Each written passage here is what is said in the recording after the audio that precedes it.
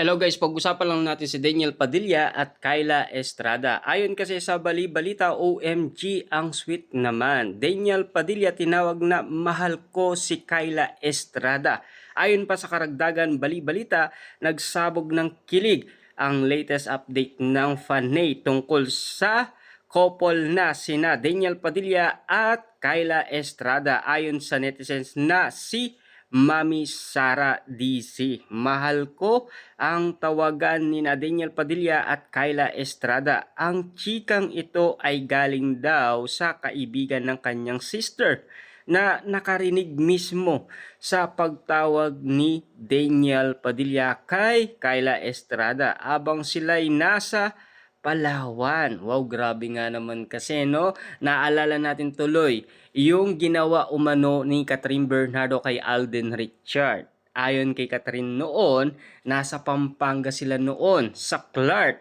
Ayon kay Catherine, mahal ko, let's go. 'Di ba? Grabe nga naman kasi parang bumawi yata si Daniel Padilla, 'di ba? Parang coincidence yung mga ganitong sitwasyon.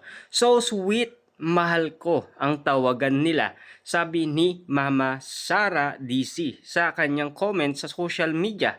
Narinig mo po sa personal, nandyan ka sa Palawan. Tanong sa kanya ni Chelin. Not me, sis. Yung friend na sister ko po nakarinig na tinawag ni DJ si Kyla na mahal ko.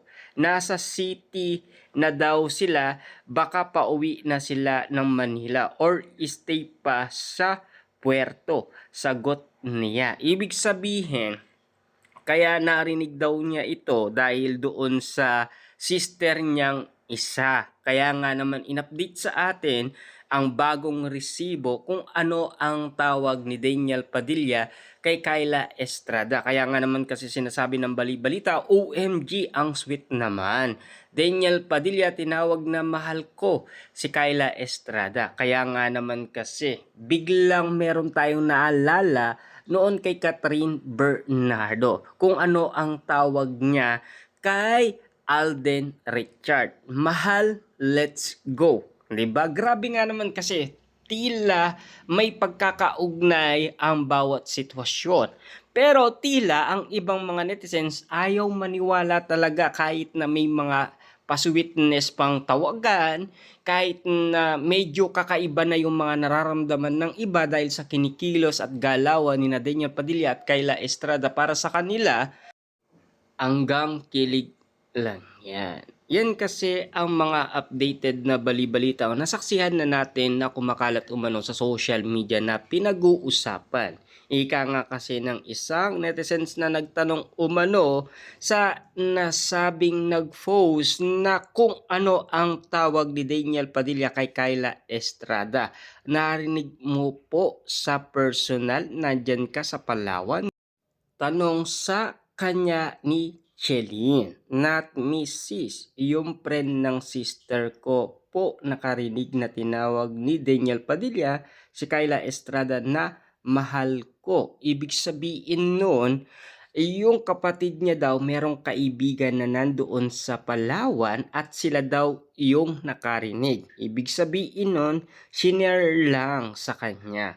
Pero kailangan kasi makita natin yung ebidensya. Katulad kay Catherine Bernardo, talagang meron nakarinig na talagang inulit-ulit pa na talaga kung ano yung sinabi ni Catherine Bernardo kay Alden Richard. Yun talaga, resibong-resibo yun. At ilang beses kung ano ang tawag nila sa isa't isa. Kasi meron nga naman kasi na kakaiba na talagang si Alden Richard na tinatawag niyang baby si Catherine Bernardo. Ilang beses yun.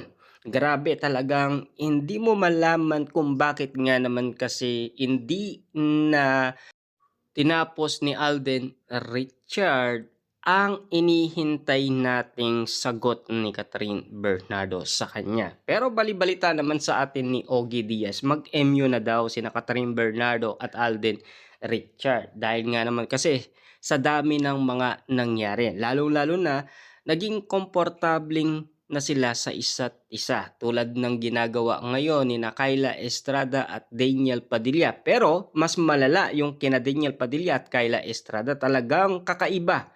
Kasi alam niyo naman siguro, no? May napapag-usapan nga naman kasi na parang nagpo-promote lang daw ng kanilang project. Pero hindi pa na natin alam kung katotohanan 'yon. Kasi kina Alden Richard at Catherine Bernardo parang coincidence lang. Kasi invited umano si Alden Richard sa karawan ni Catherine Bernardo. Lalong-lalo na yung private birthday ni Catherine Bernardo na pili lang ang mga makakapunta doon. Tulad ni Alden Richard na nasaksihan natin may bit-bit na bulaklak at mamahaling regalo, 'di ba?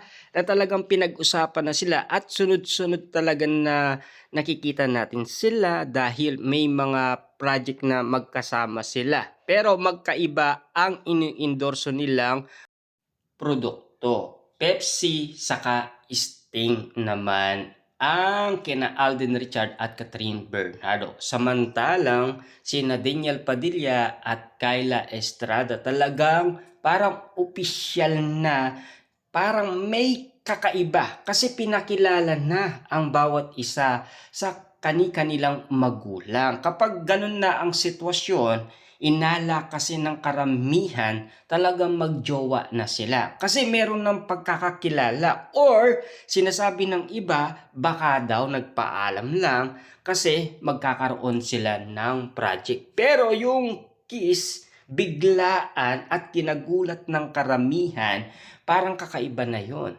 Pero ika nga kasi ng karamihan, dugong Padilla kasi yan ang dumadaloy kay Daniel Padilla. Yan kasi ang mga sagot ng iba't ibang mga netizens tungkol sa mga nangyayari kina Kyla Estrada at Daniel Padilla.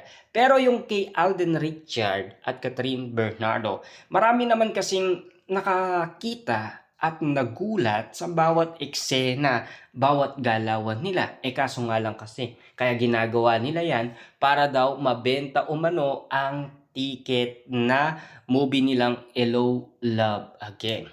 Pero dugtong natin, siyempre nagdig pa sila sa Canada na privacy walking ang ginawa umano ni na Alden Richard at Catherine Bernardo. Kasi nauna lang si Catherine Bernardo doon at sumunod lang itong si Alden Richard. Alam nyo ba, nung first day na ni Alden Richard sa Canada, siyempre matapos ang shooting nila, nabalitaan na natin na parang tila nag-uusap na yung dalawa at naglalakad na sila, parang pinagbigyan yung dalawang magligawan. Ika nga kasi ng karamihan. Siyempre, sa dami nga naman kasing mga Pinoy sa Canada, spotted na spotted din sila.